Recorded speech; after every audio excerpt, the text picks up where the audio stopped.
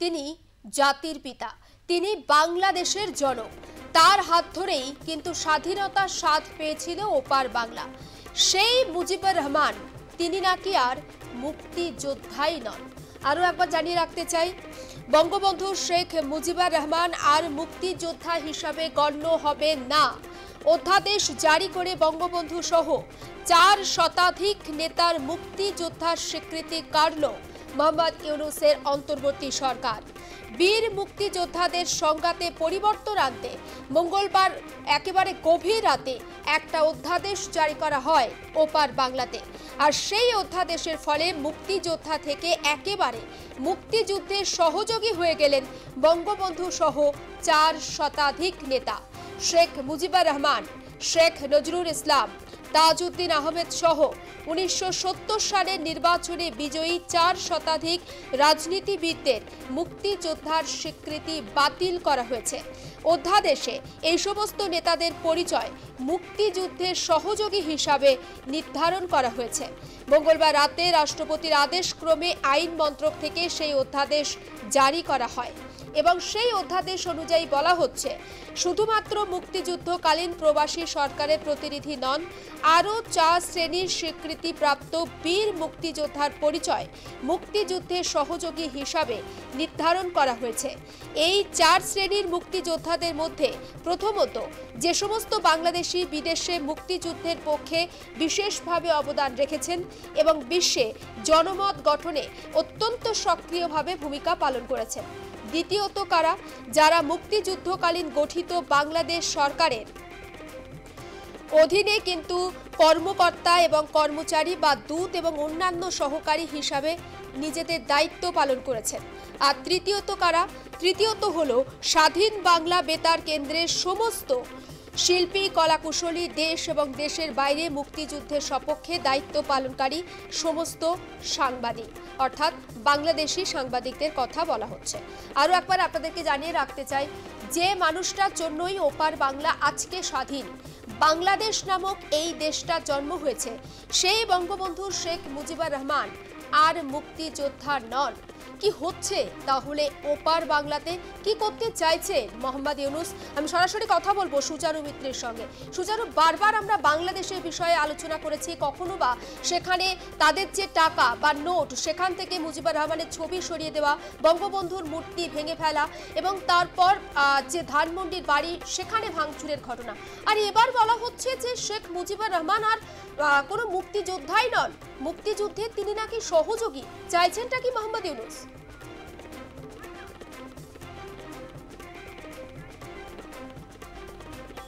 দেখো, এইটা বাংলাদেশের অন্তর্বর্তী সরকার ডক্টর ইউনূসের সরকারের নতুন চাল, এবং সেই নতুন চালে এবার বঙ্গবন্ধু মুজিবুর রহমান শুধু নয়, তাজউদ্দিন, এছাড়াও আরও কয়েকজনের নাম আমি বলছি, সৈয়দ নজরুল ইসলাম এবং রয়েছেন মনসুর আলী, যারা মুক্তিযুদ্ধে বা ভারত যখন মুক্তিযুদ্ধের সময় সাপোর্ট করেছিল সেনাবাহিনী দিয়ে এবং বাংলাদেশ স্বাধীনতা পেয়েছিল, সেই সময় মুক্তিযুদ্ধে তারা আত্মত্যাগ করেছিল, যারা কন্ট্রিবিউট করেছিল, বঙ্গবন্ধু মুজিবুর, মনসুর আলী, তাজউদ্দিন মোহাম্মদ, এরা যে একটা দৃষ্টান্ত স্থাপন করেছিল, সেই মুক্তিযোদ্ধাদের এবার স্বীকৃতিটাই বাতিল করে দেওয়া হলো। অর্থাৎ তারা যে মুক্তিযুদ্ধ করেছিলেন সেই ইতিহাসটাই মুছে ফেলার চেষ্টা করা হচ্ছে।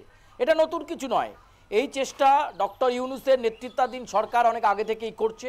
পাঠ্যপুস্তক থেকে বাদ গেছেন বঙ্গবন্ধু মুজিবুর রহমান, তার মূর্তি ভাঙা হয়েছে। 32 ধানমন্ডি, যেটা বঙ্গবন্ধু মুজিবুর রহমানের স্মৃতি বিজড়িত মিউজিয়াম, সেটা ভেঙে দেওয়া হয়েছে। এমনকি রাষ্ট্রপতি ভবন বা অন্যান্য সরকারি দপ্তর থেকে বঙ্গবন্ধু মুজিবুর রহমানের ছবি সরিয়ে দেওয়া হয়েছে। ফলে একাধিক সরকারি দপ্তর থেকে ছবি সরে গেছে। ডক্টর ইউনূস এটাই চাইছিলেন এবং তিনি এই বিষয়টাকে সামনে রেখে আবার একটা নতুন ফন্দি ফিকির চালু করলেন। যারা দেশকে স্বাধীনতা এনে দিল, যারা মুক্তিযুদ্ধে সামনে থেকে নেতৃত্ব দিল, এই মুজিবুর রহমান, মনসুর আলী, তাজউদ্দিন, তাদের আর কোনো মুক্তিযোদ্ধার তকমাই রইল না, তাদের স্বীকৃতিটাকে বাতিল করে দেওয়া হলো। মঙ্গলবার রাত থেকে এটা কার্যকর করে দেওয়া হলো যে এরা আর মুক্তিযুদ্ধ নয়, মুখে এদের নাম আনবে না, মুজিবুর রহমানের নাম আনবে না, মনসুর আলীর নাম আনবে না, তাজউদ্দিনের নাম আনবে না, নজরুল ইসলামের নাম আনবে না, নাম এনে বলবে না যে এরা বাংলাদেশকে স্বাধীনতা করেছে। এরা বাংলাদেশের স্বাধীনতার জন্য লড়াই করেছে, মুক্তিযুদ্ধ করেছে, এদের নাম চিরতরে মুছে দেওয়া হলো, এটা ডক্টর ইউনূস বোঝাতে চাইছেন। আসলে তিনি এই আং বাং কাজের মাধ্যমে বাংলাদেশকে দৃষ্টিকোণ থেকে ঘুরিয়ে রাখছেন। কখনো তিনি বলছেন সংস্কার দরকার, সংস্কারের জিগির তুলে তিনি বাংলাদেশের অবস্থাটা অত্যন্ত খারাপ করে দিয়েছেন, আর্থসামাজিকভাবে বাংলাদেশ ভেঙে পড়েছে। আবার কখনো তিনি সংখ্যালঘুদের ওপর অত্যাচার হচ্ছে সেটাকে দেখতে পাচ্ছেন না, সে নিয়ে কথা বলছেন। আবার কখনো তিনি এমন কাজ করছেন যেগুলো সত্যিই বলার কিছু নেই। আবার এই সময় তিনি যেটা করলেন, মুক্তিযুদ্ধকে যারা একেবারে তাদের স্বার্থ ত্যাগ করেছিল দেশের জন্য, সেই মুক্তিযোদ্ধাদের স্বীকৃতি তিনি তুলে নিলেন, কেড়ে নিলেন যাকে বলা যায়। মুজিবুর রহমান, নজরুল ইসলাম বা মনসুর আলী এরা কোনো এখন নাকি মুক্তিযোদ্ধা নয়, এদেরকে মুক্তিযোদ্ধা বলে ডাকা যাবে না। জাতির জনক তিনি দেশকে অগ্রগতির পথে নিয়ে গেছেন, সেই মুজিবুর রহমানকে ভুলে যাওয়ার কথা বলা হচ্ছে। আমরা দেখেছি হাসনাত আব্দুল্লাহ, নাহিদদের মুখে ওই কথা শোনা গেছে। ডক্টর ইউনূসও সেই লাইনেই চলছেন। আসলে সংস্কার আর এইসব স্বীকৃতি বাতিল, মুক্তিযুদ্ধের ইতিহাসকে মুছে ফেলা, ৭১-এর মুক্তিযুদ্ধের ইতিহাসকে পুরোপুরি ধুয়ে সাফ করে দেওয়া, পাঠ্যপুস্তক থেকে মুজিবকে বাদ দেওয়া, এইসব করে বাংলাদেশের মানুষের দৃষ্টিকোণটা ঘুরিয়ে দিতে চাইছেন। বাংলাদেশের মানুষ এই মুহূর্তে কি চাইছে? বাংলাদেশের মানুষ এই মুহূর্তে চাইছে নির্বাচন, স্থায়ী নির্বাচন হোক। সেই নির্বাচন হলে, সরকার গঠন হলে, স্থায়ী সরকার হলে বাংলাদেশের সার্বিক উন্নয়ন হবে। কিন্তু বাংলাদেশের নির্বাচন করাতে রাজি নয় ডক্টর ইউনূস। আসলে তিনি চাইছেন আরেকটু সময় চুরি করে নিতে, আরেকটু লুটে পুটে খেতে, আর তার যারা সমন্বয়ক রয়েছেন তারাও আরেকটু সুবিধে পাবেন, এবং তারপর তিনি যখন সময় হবে তখন নির্বাচনের জন্য রাজি হবেন। ওখানকার সরকারি আধিকারিকরা বলছেন, বাংলাদেশের সেনাপ্রধান ওয়াকারুজ্জামান বলছেন নির্বাচন এখন করতে হবে, ডক্টর ইউনূস বলছেন না, সংস্কার দরকার রয়েছে। এই সংস্কারের জিগির, আর অন্যদিকে এই মুক্তিযুদ্ধের ইতিহাসকে বারবার ভুলিয়ে দেওয়ার চেষ্টা। তাই তো তাজউদ্দিন, তাই তো নজরুল ইসলাম, তাই তো বঙ্গবন্ধু মুজিবুর রহমানের তকমা চলে যায়, স্বীকৃতি চলে যায়, যারা এই দেশটাকে স্বাধীন করে গিয়েছিল। এটাই হচ্ছে এখনকার বাংলাদেশের অবস্থা। একদম সুচারু, একটা বিষয় এখান থেকে একেবারে আমি অবশ্যই আসবো তোমার কাছে, তবে একটা বিষয় খুব জানতে ইচ্ছে করছে, যে মুক্তিযুদ্ধের জন্য আজকে বাংলাদেশ নামক একটা দেশের জন্ম হয়েছে, গোটা বিশ্বের কাছে বাংলাদেশ একটা পরিচিতি পেয়েছে, সেই মুক্তিযোদ্ধাদের তাদের মুক্তিযুদ্ধের স্বীকৃতি কেড়ে নিয়ে ইউনূস কি আরো নিজেকে হাস্যকর করে তুলছেন না?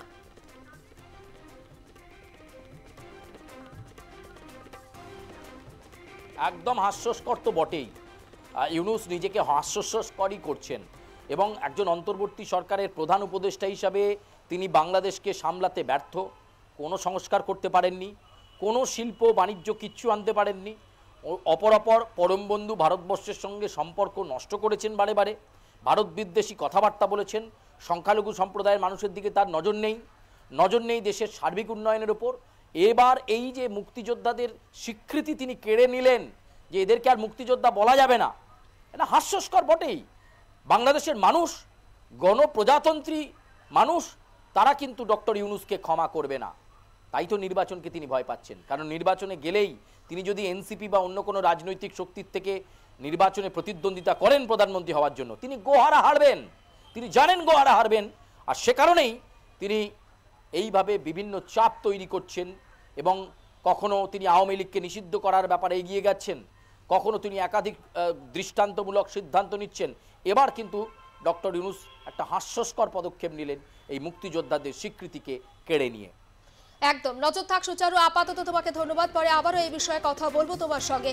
আমি আরো একবার জানিয়ে রাখতে চাই দর্শকদেরকে, বঙ্গবন্ধু মুজিবুর রহমান তিনি নাকি আর কোনো মুক্তিযোদ্ধাই নন। আরও একবার জানিয়ে রাখি, তবে শুধুমাত্র শেখ মুজিবুর রহমান নন, সৈয়দ নজরুল ইসলাম, তাজউদ্দিন আহমেদ সহ 1970 সালে নির্বাচনে বিজয়ী 4 শতাধিক রাজনীতিবিদদের মুক্তিযোদ্ধার স্বীকৃতি বাতিল করা হয়েছে, এবং জাতীয় মুক্তিযোদ্ধা কাউন্সিলের অধ্যাদেশে এই সমস্ত নেতাদের পরিচয় কি জানেন?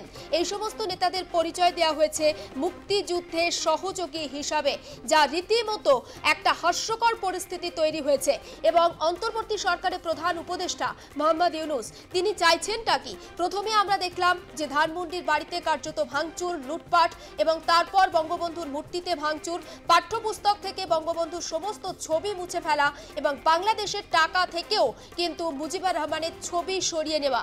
আর এবার মুক্তিযুদ্ধের তকমাটাই সরিয়ে নেওয়া হলো বঙ্গবন্ধুর থেকে। আমি কথা বলবো আন্তর্জাতিক সম্পর্ক বিশেষজ্ঞ রাজাগোপাল ধর চক্রবর্তী রয়েছেন আমাদের সঙ্গে টেলিফোন লাইনে। রাজাগোপাল বাবু, এইভাবে অধ্যাদেশ জারি করে শেখ মুজিবুর রহমানের উপর থেকে মুক্তিযুদ্ধের তকমা কি আদেও মুছে ফেলতে পারবেন ইউনূস? হ্যাঁ, তো দেখা যাচ্ছে যে একের পর যেগুলো একটা যে ব্যক্তির সঙ্গে অবশ্যই কথা বলার চেষ্টা করব আমি আন্তর্জাতিক সম্পর্ক বিশেষজ্ঞ রাজাগোপাল ধর চক্রবর্তীর সঙ্গে। তবে তার আগে আরো একবার দর্শকদের জানাচ্ছি, নিঃসন্দেহে একটা চাঞ্চল্যকর খবর বলতেই হচ্ছে এবং ওপার বাংলা রাজনীতিকে কি নতুন করে আবার কোনো ঝড় আসতে চলেছে এবং তার প্রভাব কি পড়বে অন্যান্য দেশের সঙ্গে বাংলাদেশের যে সম্পর্ক রয়েছে সেই সম্পর্কের ক্ষেত্রে? কারণ বাংলাদেশের জনক যার নেতৃত্বে স্বাধীন হয়েছিল বাংলাদেশ, সেই বঙ্গবন্ধু শেখ মুজিবুর রহমান আর মুক্তিযোদ্ধা হিসেবে গণ্য হবে না। অধ্যাদেশ জারি করে বঙ্গবন্ধু সহ 4 শতাধিক নেতার মুক্তিযোদ্ধার স্বীকৃতি কাড়ল মোহাম্মদ ইউনূসের সরকার। আমরা আরো একবার যোগাযোগ করতে পেরেছি রাজাগোপাল ধর চক্রবর্তীর সঙ্গে। রাজাগোপাল বাবু যেমনটা জানাচ্ছিলেন। হ্যাঁ, দেখুন যে কোনো দেশের ইতিহাস ওইভাবে মোছা যায় না। একটা শিক্ষিত নির্বাচিত সরকারও পারে না। আর এরা যারা এসেছে তারা তো নির্বাচিত নয়, এরা উপদেষ্টা হিসেবে নিযুক্ত। তাদের কাজ শুধু উপদেশ দেওয়া, নির্বাচন করানো, সেটাও তারা করছে না। এখন তারা দেশের সম্পূর্ণ ইতিহাস মুছে দিতে চাইছে এবং যে ঘোষণা করা হয়েছে তাতে বলা হচ্ছে যে বাংলাদেশে মার্চ থেকে 71 সালের মার্চের 25শে মার্চ থেকে বোধহয় 16ই ডিসেম্বর 71 সালে যারা এই সময় মিলিটারি অপারেশন করেছে, কাজকর্ম করেছে, হ্যাঁ, তাদেরকে কেবলমাত্র মুক্তিযোদ্ধা বলা হবে, অন্যরা সহযোগী।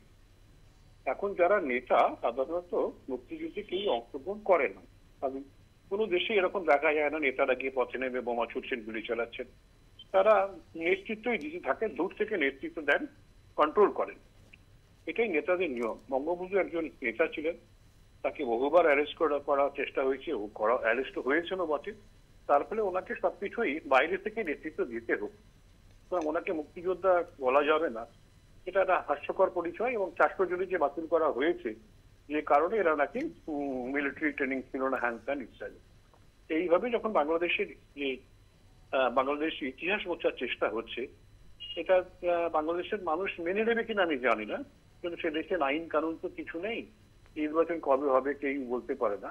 তো এখনকার সরকার এই জিনিসটা চালু করছে, আগামী দিন বলবে যে এটা দেশের মানুষ মেনে নেবে কিনা। এবং ইতিহাস যেভাবে বলানোর চেষ্টা হচ্ছে, মৌলবাদের একটা যে প্রচেষ্টা বাংলাদেশে ছড়িয়ে পড়ার চেষ্টা করছেন যে সে দেশের যে আসীন উপদেষ্টা মন্ডলী, তারা কিন্তু বাংলাদেশের ক্ষতি করছেন। এতে বাংলাদেশের উপকার কিন্তু আসবে না। বঙ্গবন্ধুর যে অবদান সেটা খালি ওই বাংলাদেশ টাকা থেকে সেটা সরিয়ে দিলেই যে মুছে যাবে তা বোধহয় নয়। আমাদের দেশে নেতাজির ভারতীয় মুদ্রায় কোনো নেতাজির ছবি নেই। তাহলে কি নেতাজিকে আমরা ভুলে গেছি? যতদিন মানুষ বেঁচে থাকবে, ভারতীয় সভ্যতা থাকবে, নেতাজির মতন মানুষ, রবীন্দ্রনাথের মতন মানুষ তারা পূজনীয় থাকবে। বাংলাদেশও আমার ধারণা শেখ মুজিবুর রহমান সেই শ্রেণীর একজন মানুষ, দেখে দেশের মানুষ শ্রদ্ধা করে, ভালোবাসে। কিন্তু একটা স্বৈরাচারী শাসন ব্যবস্থা যেভাবে এসেছে, মানুষ ঠিক সেভাবে মানুষের এখন সেভাবে জানাতে পারছে না তাদের বক্তব্য। তার ফলে এই সুযোগটা নিচ্ছে স্বৈরাচারী শাসক। আমার ধারণা গণতান্ত্রিক নির্বাচনের ব্যবস্থা আসলে আবার হয়তো এই সমস্ত ব্যবস্থাগুলোকে সবই প্রত্যাখ্যান করবে যে দেশের সংসদ এবং মানুষেরা। এটাই আমার ধারণা। এটা সাধারণত এগুলোই ঘটে থাকে, যখন গণতন্ত্রের বিপর্যয় ঘটে এগুলো ঘটে। আবার জনতন্ত্র ফিরে আসে, তখন আবার পুনর্বর্তন হয়, পুরনো মর্যাদা ফিরিয়ে দেওয়া হয়। হ্যাঁ, বেশ, অনেক ধন্যবাদ। আমরা কথা বলছিলাম আন্তর্জাতিক সম্পর্ক বিশেষজ্ঞ রাজাগোপাল ধর চক্রবর্তীর সঙ্গে। সত্যি তো ওপার বাংলাতে একটা স্বৈরাচারী শাসন চলছে, একটা স্বৈরাচারী সরকার সেখানে রয়েছে। ফলে অতীতকে মুছে দেওয়ার চেষ্টা চলছে একেবারে জোর কদমে। কিন্তু মোহাম্মদ ইউনূস হয়তো এটা ভুলে যাচ্ছেন, অতীত হচ্ছে বারবার ভবিষ্যতের দর্পণ। অর্থাৎ অতীতে যে ঘটনা ঘটেছে সেটা তো ভবিষ্যতে বারবার ফিরে আসবেই। আমরা কথা বলছিলাম আন্তর্জাতিক সম্পর্ক বিশেষজ্ঞ রাজাগোপাল ধর চক্রবর্তীর সঙ্গে। খুব সুন্দরভাবে একটা জিনিস তিনি বললেন, আমাদের কোথাও তো নেতাজির কোনো ছবি নেই, রবীন্দ্রনাথ ঠাকুরের ছবিও তো নেই আমাদের মুদ্রা বা টাকাতে, তবুও তো এই মানুষগুলো আমাদের কাছে একেবারে পরম পূজনীয়। এই মানুষগুলোকে তো আমরা ভুলে যাইনি। ঠিক তেমনভাবে শেখ মুজিবুর রহমানও কিন্তু বাংলাদেশের মানুষের কাছে পরম পূজনীয় ব্যক্তি। আমরা কথা বলবো, ব্রিগেডিয়ার প্রবীর কুমার সান্যাল রয়েছেন আমাদের সঙ্গে টেলিফোন লাইনে। মিস্টার সান্যাল, এবার বঙ্গবন্ধুর স্বীকৃতি অর্থাৎ শেখ মুজিবুর রহমান মুক্তিযোদ্ধার স্বীকৃতি কার্যত তিনি হারিয়ে ফেলেছেন বলা ভুল, স্বীকৃতি কেড়ে নেওয়া হয়েছে এবং মুক্তিযুদ্ধের সহযোগী হিসেবে তাদেরকে স্বীকৃত করছে ওপার বাংলার অন্তর্বর্তী সরকার। কিভাবে দেখছেন বিষয়টা? না, আমাদের একটু যেতে হবে কিরকম ভাবে শেখ হাসিনাকে দেশ থেকে তাড়িয়ে দেওয়া হয়েছে। ওখানে ইউএস গভর্নমেন্ট ইনভলভ ছিল, জো বাইডেনের সরকার, তারাই হয়তো এই কু করিয়েছিল। যাই হোক, শেখ হাসিনাকে তাড়িয়ে দেওয়া হলো আর মোহাম্মদ ইউনূসকে বসিয়ে দেওয়া হলো। কিন্তু এখন বাংলাদেশের যে অবস্থাটা দিনে দিন খারাপ হতে যাচ্ছে, ওদের যে ইকোনমি প্রায় কোলাপস হয়ে যাচ্ছে। আর লোকেদের মধ্যেও এখনো একটা, ওরা বলছে যে দেশের অবস্থাটা এত খারাপ কেন হয়েছে। এর মধ্যে মোহাম্মদ ইউনূস আর আর্মি চিফের মধ্যে একটা স্ট্যান্ড অফ আছে, যেটা মোহাম্মদ ইউনূস চেষ্টা করেছিল আর্মি চিফকে সরানোর জন্য, একটা মিলিটারি কু স্টেজ করিয়ে সেটা আর্মি চিফ ব্যর্থ করে দিয়েছে। আর আর্মি চিফও অনেক স্টেটমেন্ট দিয়েছে যেটা মোহাম্মদ ইউনূসের বিরুদ্ধে। একটা জিনিস ক্লিয়ার হচ্ছে, লোকজনরা আর অনেক পলিটিক্যাল পার্টিরা বলছে ডিসেম্বরের মধ্যে ওরা ইলেকশন চায়। ইন্ডিয়া দেখছে